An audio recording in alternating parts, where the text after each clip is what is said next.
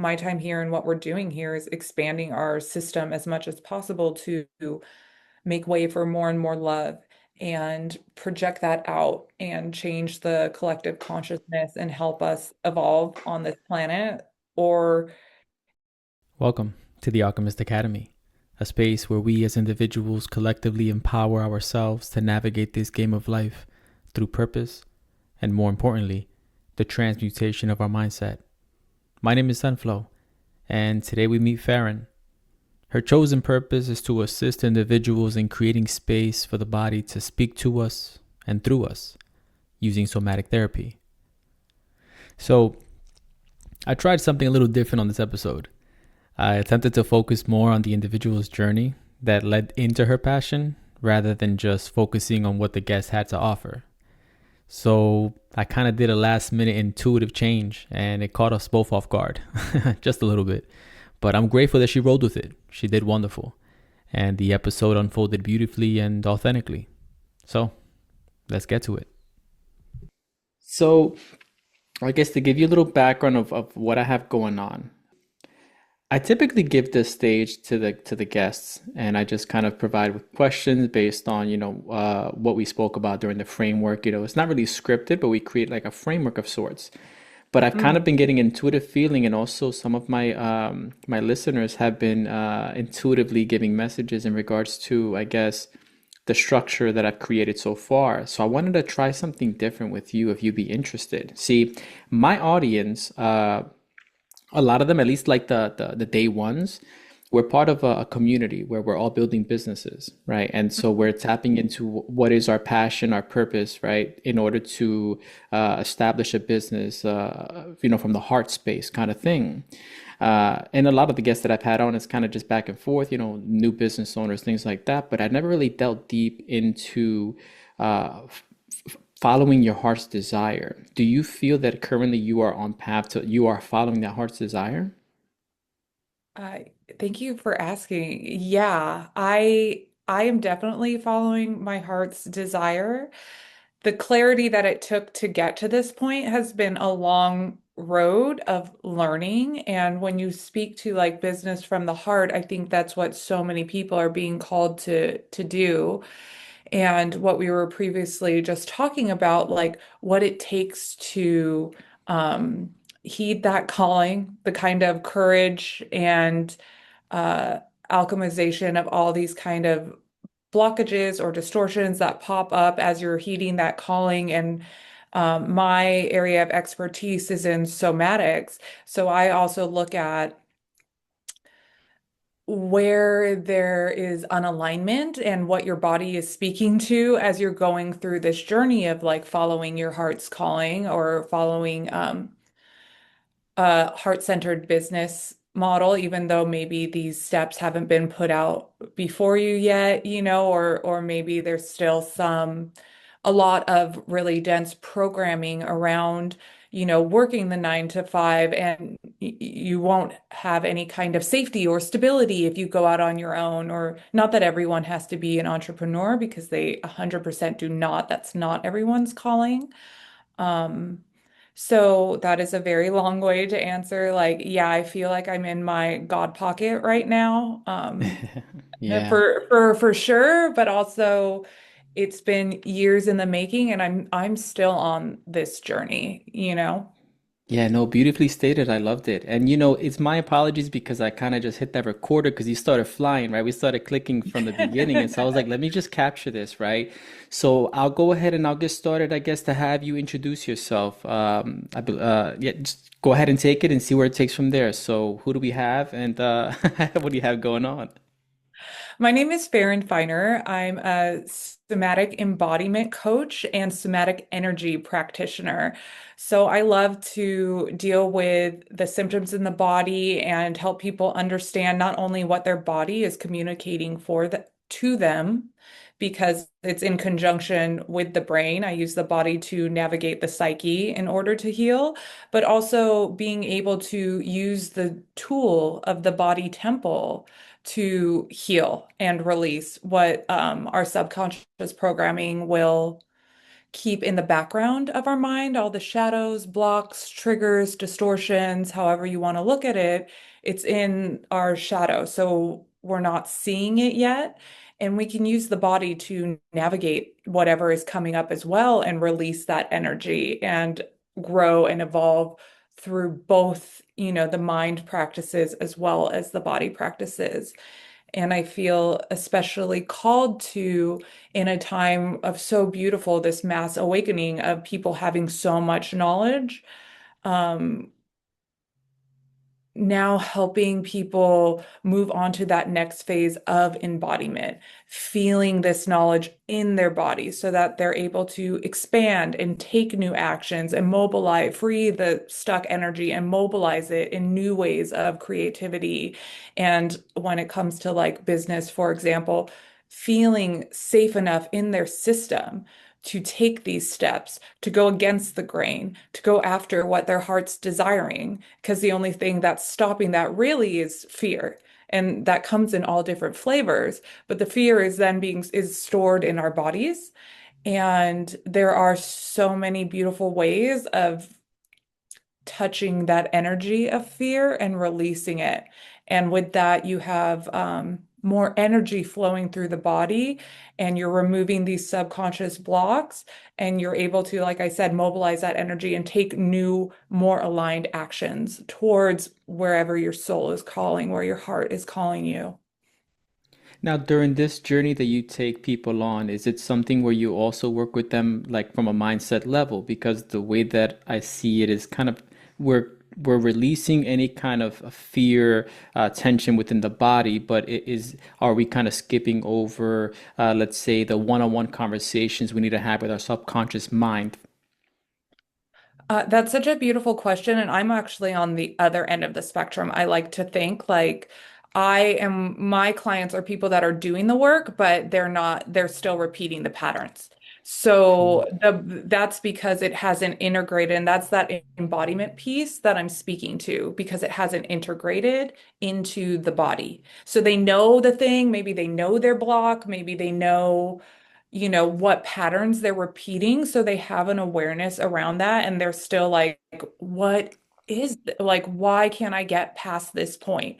Or on the other end of the spectrum, they're having symptoms in their body, chronic pain, stress, anxiety, trauma. They're expressing symptoms in their body, and they're coming to me from the physical standpoint of like, what is this? And I'm helping them navigate that. So that harkens back though to how healing is, you're correct, is not a one and done process. You really need to, um, healing is done through a multi-pronged approach of mind, body, and spirit. It's not done, you when we heal something in the mind, perhaps, then the body is going to need to release that energy. But for the body to move energy, stuff happens either detox symptoms, crying, laughing. Maybe there's movement that's needed, dance. There's different ways that as your mind changes, your body is going to change as well. So my piece is really connecting those two, because we've live in a society and been conditioned from like neck up, and the body just kind of carries us from room to room situation. And now it's so much more well understood that the body is the ultimate healing machine. We are, indoctrinated into a society that is run and paid for by big pharma. And even though modern medicine, 1,000,000% has its place in so many ways, we're using it to numb out and misdiagnose and dumb down the real capabilities of our body, and using our body as a vessel for healing and manifesting. How would you, I guess, explain to someone at home who just wants to give it a try tonight? How would they be able to maybe feel into their body and release any kind of tension without having to have another person do it for them? Is there something that we can personally all do? Yeah, for sure. And this is why I made my sensation meditation, just so people, if they wanted a guided meditation to do this, that's what I created that for. And that's what I used when I came off medication and healed my body from ulcerative colitis. This is what I was doing along with having, I have a free foundation of healing guide. If you sign up for my newsletter, you get it for free. Um, because like I said, it's a multi-pronged approach. But what you can do is drop into, go somewhere comfortable, either sitting or lying down. If you fall asleep lying down, then sit up. And drop into a meditative state, and then you do a full body scan and you can see what sensations are calling you and which sensation is calling you the loudest in your body. And you just place your attention on it and you take some deep breaths into it and you give it the space to either be felt, maybe a memory comes up, maybe a visualization comes up, maybe it's just a feeling, maybe it's tight, maybe it stings, like you let it kind of roll through whatever it's going through, and you're just giving it love and gratitude and really giving your body the space to communicate with you. And this is how you can start mapping your somatic awareness that way. The body always knows. It will lead you right to where you're supposed to go. There's also people that are already experiencing pain, and if you're already experiencing pain, you do the same thing, but with the place of pain. And you can put a hand on it just to help direct the energy, if it's comfortable, help direct the energy towards where you're experiencing pain, and the energy will move and dissipate. How did this all start for you? Like, what is your story with what brought you to what you're doing today? Hmm. I'll give you a short version. The shortest version is that I started to learn about how the body heals itself, and knowing about healing the body, and that gave me enough information to understand that I could heal my own body. And I came off medication 2.5 years ago for ulcerative colitis, and healed my body, and that I had some things happen before then that got me to that point. But at that point, I think that's when like the real wisdom started coming online, of that like what my body was intuitively telling me to do was stuff I was finding scientific evidence for, that people had already discovered, that all this information was there. It just wasn't, in the cultural zeitgeist. It was in the zeitgeist, but it just wasn't at the forefront of information that we were being told. And I guess it all kind of started too with the fact that how I grew up in a volatile household, and my energy was always like outside of me, attuning to others. And by starting to take that energy and my energy awareness inside and amplifying how I was feeling, and creating that boundary and delineating between other people's energy and my own energy, very empathic is the word that we use. Yeah, it was the coming off medication and healing my own body that really started to give me like, oh my God, this is what I'm here to help people do. This is this is something that people can do. These are things that people really need to know about. So tell me a little bit about that journey of like your discovery where you're like, oh, wait a minute, I think I found my gift, right? Or at least I found a passion. What were you doing before then?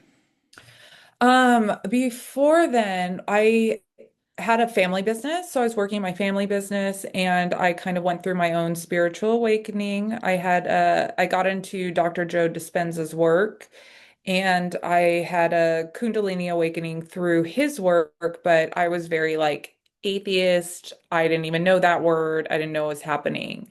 And through him, I found a spiritual teacher who teaches how to raise Kundalini gently. Like Yeah, the it's whole process. So they walk in and I lay down and or we start dancing. What- So paint the picture for me. So what does this look like when I I was to go to you? for I do coaching, which is different than like an in-person energy healing. So the energy healing, I will first sit down with the person and get to know them, what's coming up for them, um, and a little bit about their background, because we're moving energy here. And then when they lay down on the table, I work with their passive system. I check your passive system, your active system, and your neural network. So that is your bones and fascia, so along the spine. Your active system is your muscles. That's where we hold emotional, unprocessed emotions. Passive system is where we hold fight, flight, freeze. Our neural network is where we hold rumination, overthinking, control, like these kind of general thought processes of the psyche. And so I just check to see how their body is holding. And there's different, what John calls adaptation patterns. So everyone's a snowflake, everyone has their own reasons why they're and experiences why they're in a certain pattern. There's overall patterns of how the body is holding. So I look for and see how the body is holding, what adaptation pattern the client is in.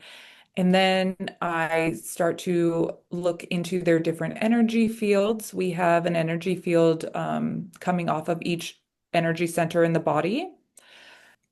And depending on what's going on in the person's systems and what adaptation pattern they're in. I'll look in their energy fields and I feel it. I'll feel in their energy fields and see where they're having challenges in their energy fields as well. And then I'm bringing available energy into the challenged energy in their body so that their brain can release where they're constricting and where they're holding and bringing in and moving through this new available energy, which ends up raising heart rate variability and regulating the nervous system and is bringing ease into the system.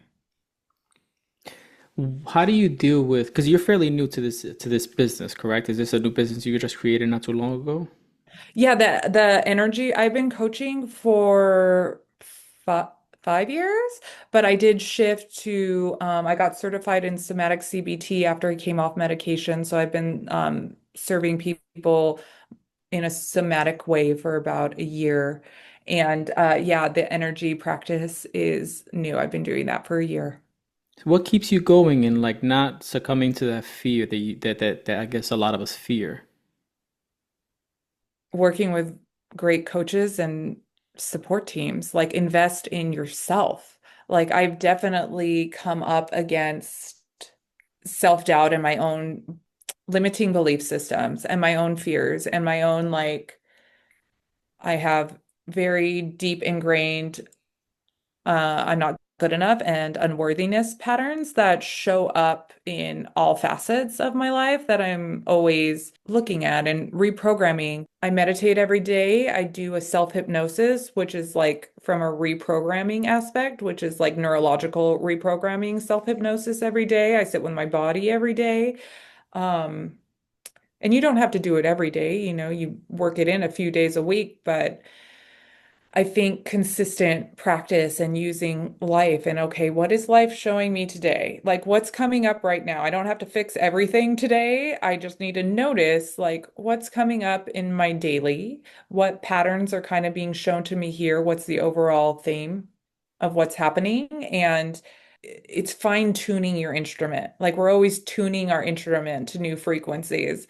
So everything that we feel is quote unquote negative in our lives or upsetting or whatever, triggering or any of those emotions, it's like, okay, what is playing out in me and taking radical responsibility for what's happening. Like on some level, I'm creating this. I'm the one that's definitely interpreting this and really looking at it. And then on the total other hand, it's for me feels like every day is like deeper devotion and surrender. Like, okay, all of this is happening. And I know, even though in some moments maybe I don't feel it, that like this is all for my highest. Like, there is a bigger, I like to use the word God, but you use whatever feels best for your system. My time here and what we're doing here is expanding our system as much as possible to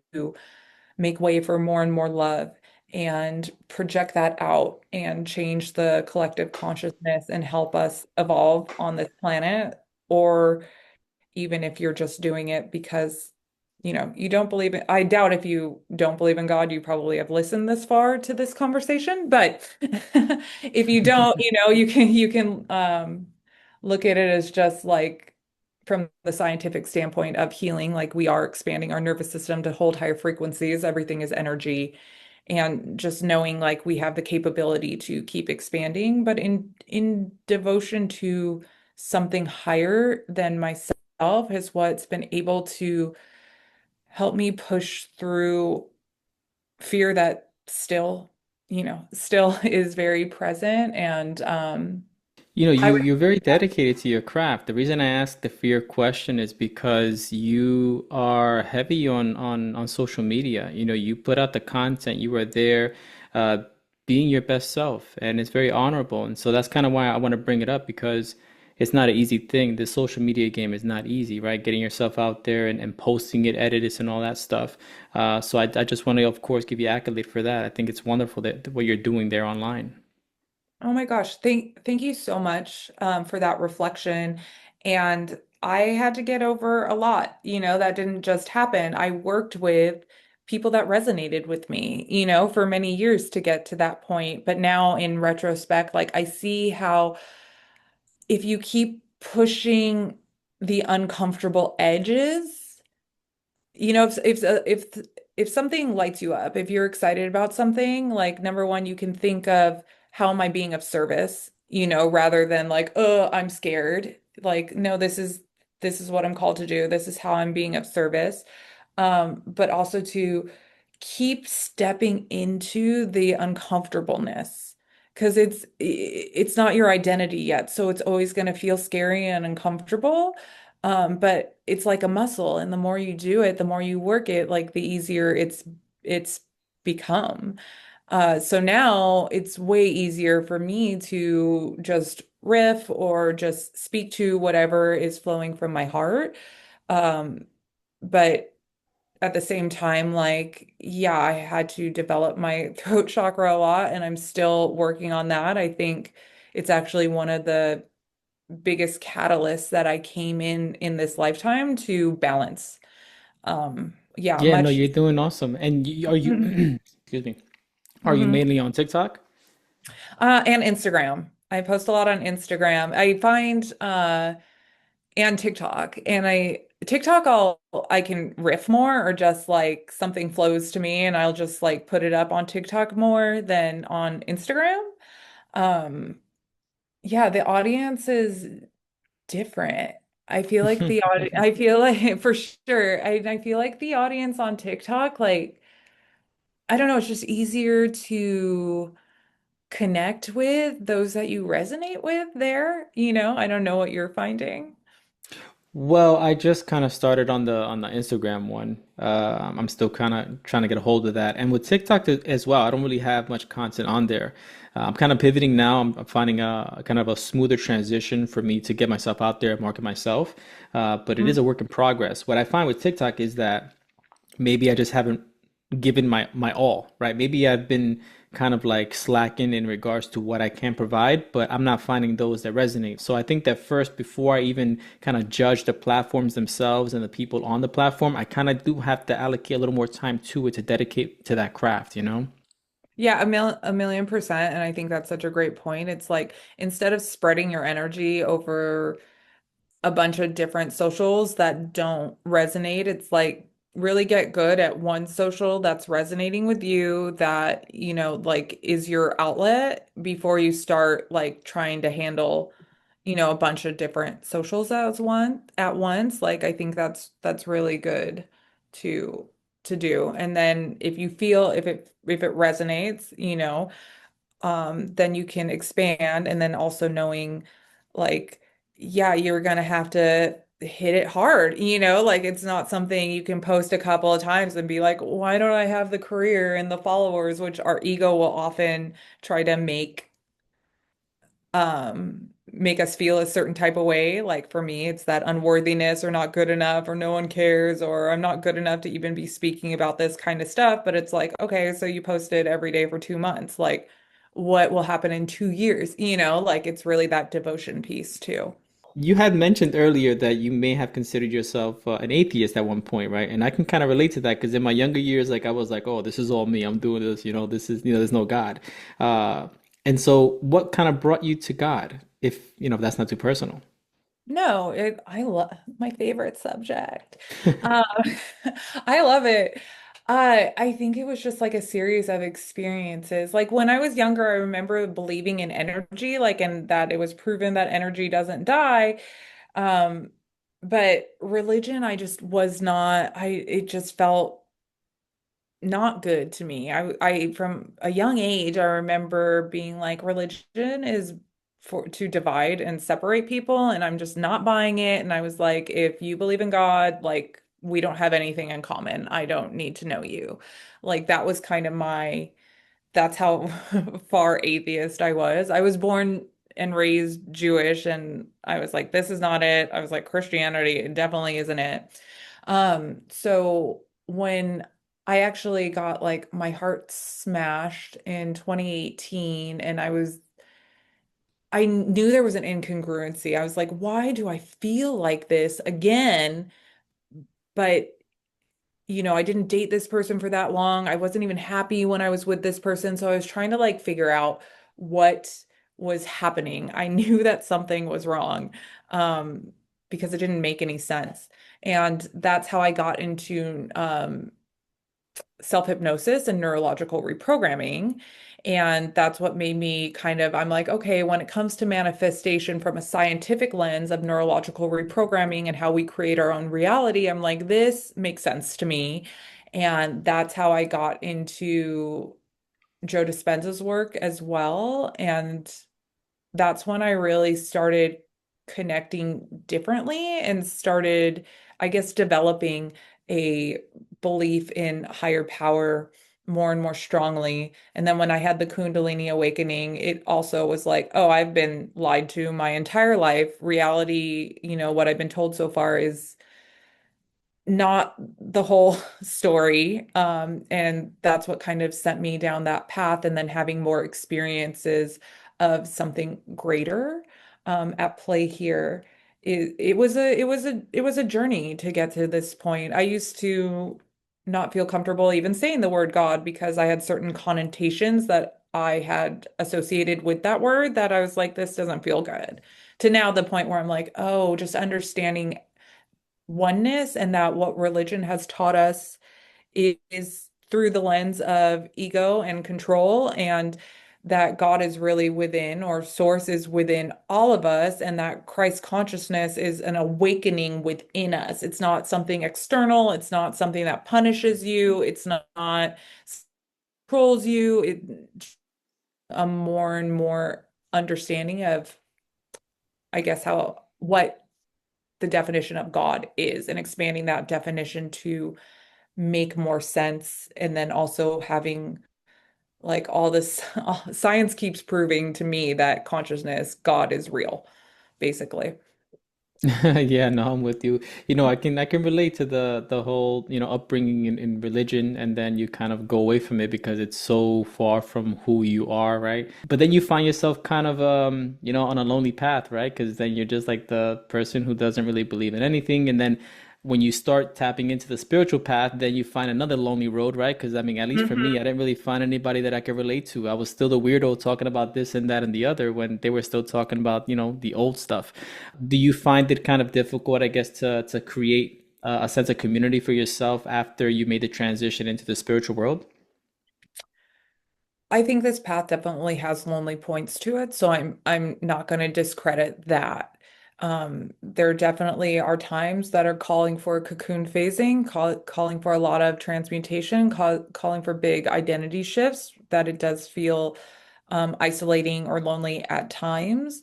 And at other times, like, I don't know, that's just not something I buy into, and that's not something I've experienced. Like, no, like, yes, I've gone through many times of isolation. I still do because there's times to go inward, and there's times where your energy is called other places. I'm now more careful and concerning about who I spend my energy with.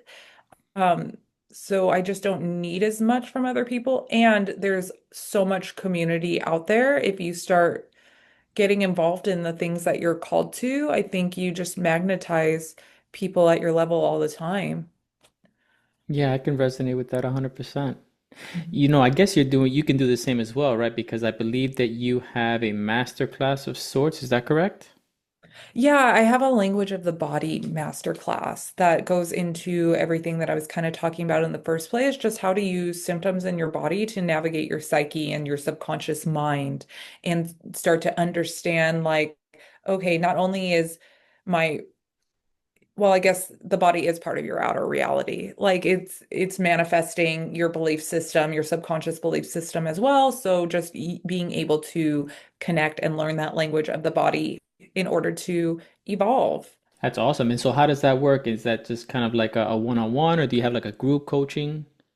Oh, that's an downloadable Oh, interesting. Cool. class. Okay. Yeah, that's a download. I'm working on a course right now. I'm at the very beginning stages, and that I would like to have probably a container of some one-on-one coaching. I do group coaching, excuse me. I do one-on-one coaching with people as well that want to dive in further, but that class is really just to give you like all the knowledge of what the body is saying and like how to navigate that and resources for like mm, how to communicate with it or what it's communicating to you, how to go kind of start developing a deeper psychological understanding of what the body is saying to you. Does that make sense? Yeah, no, that makes sense. I think we all need that, right? Yeah, for Uh, sure. yeah. I think And so.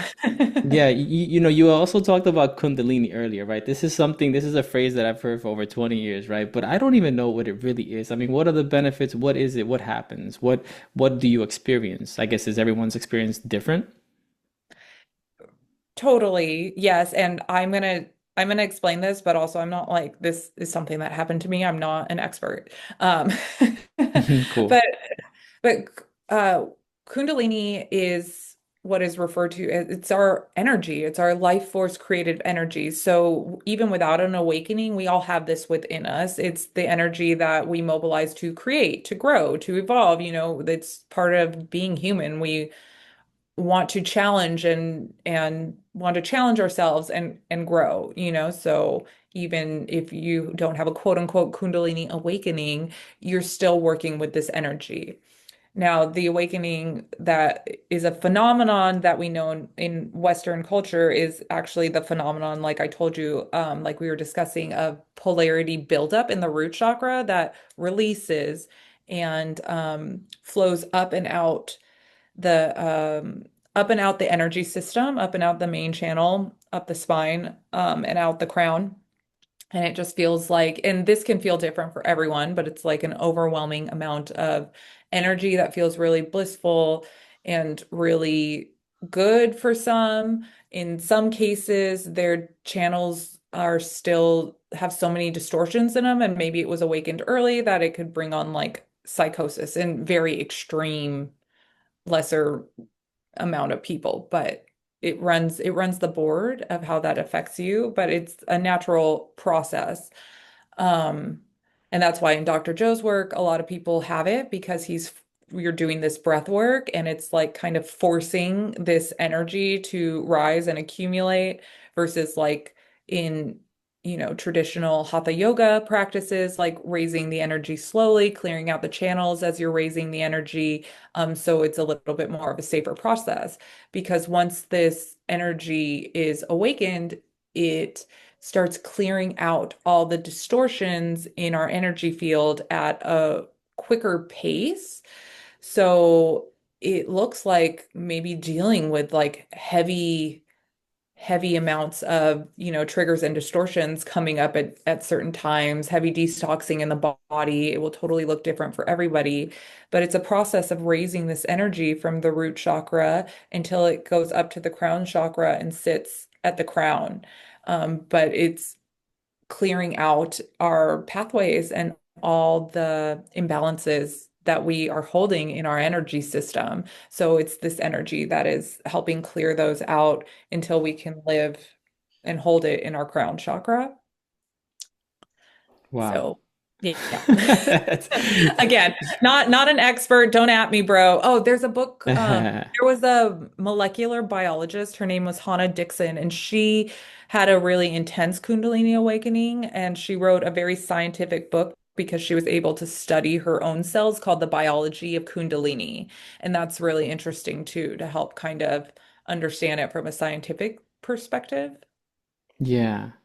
Well, I mean, I guess eventually I'm sure that that'll be something that I have on my list to do. But as of right now, I think, I would have to see what utility provides to me right now, kind of thing. I know that sounds selfish, but I think for me to dig down and get into the practice of potentially doing this on my own to raise my Kundalini, it may take a bit of effort that right now, I guess, I don't allow for my time to be given to it, right? I don't know. I mean, I can give it a shot, but I don't know. I still don't really understand like the utility it would provide to my day to day. Would like it bring me like more like enlightened, would it bring more Yes, awareness to myself? that's exactly what it is. It's like amplifying, raising your frequency is what it's doing.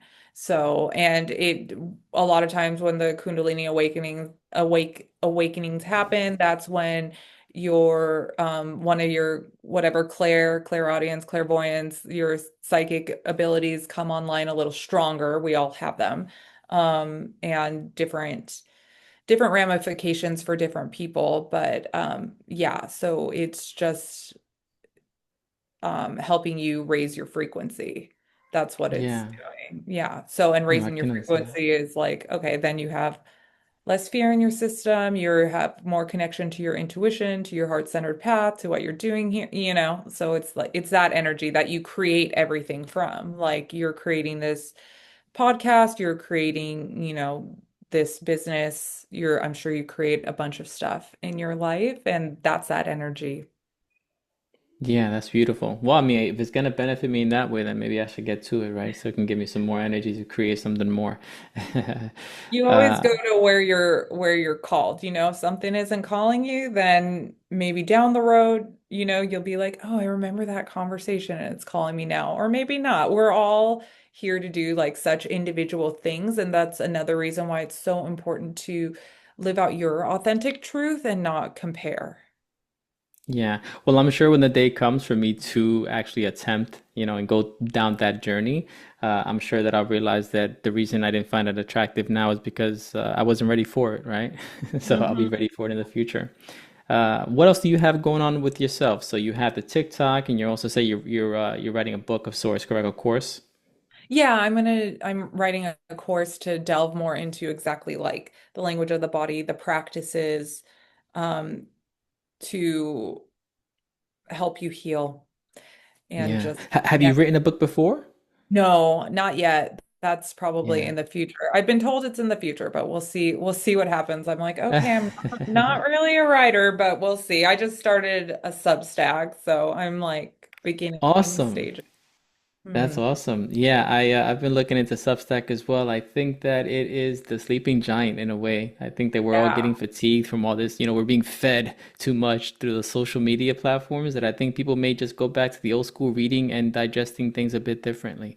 So, Yeah. I'm looking into it. That should be pretty cool. What kind of things do you provide through there?